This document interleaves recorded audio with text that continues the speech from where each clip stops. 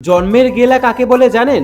ও জানেন না? তাহলে আমার এই আজকের ভিডিওটা দেখার পর নিঘাত জেনে যাবেন। জানেন তো মানুষ ডিপ্রেশনে থাকলে কত কি না করে। কেউ কেঁদে মরে, কেউ হাত কাটে, কেউ আবার সুইসাইড করে। আর আমি কিনা ডিপ্রেশনে থাকলে খেতে চলে যাই। নিজেকে প্রচুর সময় দিই, নিজের পেছনে প্রচুর টাকা উড়াই, যা খেতে মন চায় তাই খাই, যেখানে যেতে ইচ্ছে করে সেখানেই চলে যাই। এটাই আমার ডিপ্রেশন থেকে বেরানোর ওষুধ। And thanks to god, thanks to সেই সকল মানুষকে যারা আমাকে এতটা ভেঙে দিয়ে গেছে। সেদিন হয়তো সেই সকল মানুষগুলো আমাকে কষ্ট না দিলে, আঘাত না দিলে আমি এতটা মেন্টালি স্ট্রং হতামই না। তাই সেই সকল মানুষকে অসংখ্য ধন্যবাদ। বিশ্বাস করুন, যারা আমাকে ঠকিয়ে গেছে বা যারা আমাকে কষ্ট দিয়েছে তাদের প্রতি আমার এক ফোঁটাও রাগ নেই বা রাগ আসে না।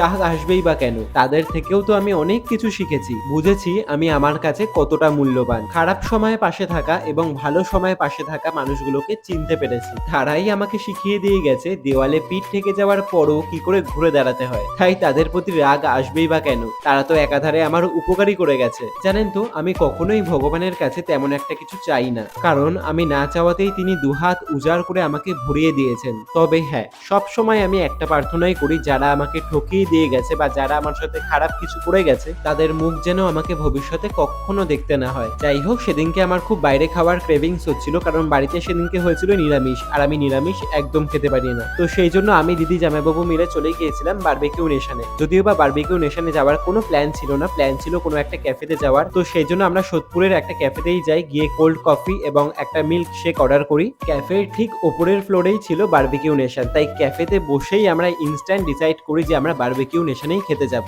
আর একদম গান্ডে পিন্ডে গিলবো, কারণ তোমরা তো জানোই যে বারবিকিউ নেশনে আনলিমিটেড খাওয়া, যত পারো তত গেলেও কোনো অসুবিধা নেই। তবে প্লিজ এই ভিডিওটা দেখার পর তোমরা কেউ এই কমেন্টটা করো না, দাদা তুমি এত কেন রোগা, এত গিলেও তুমি এত কি করে রোগা, কি করে নিজেকে মেনটেন করো। জানেন তো, কেউ কেউ এক ঢোক জল খেলেও মোটা হয়ে যায়, কেউ কেউ হাতি গন্ডার খেয়েও মোটা হয় না, ঠিক তেমন আমি। তো চলো টাটা, অনেক খেয়ে ফেলেছি, এবার বাড়ি যাই।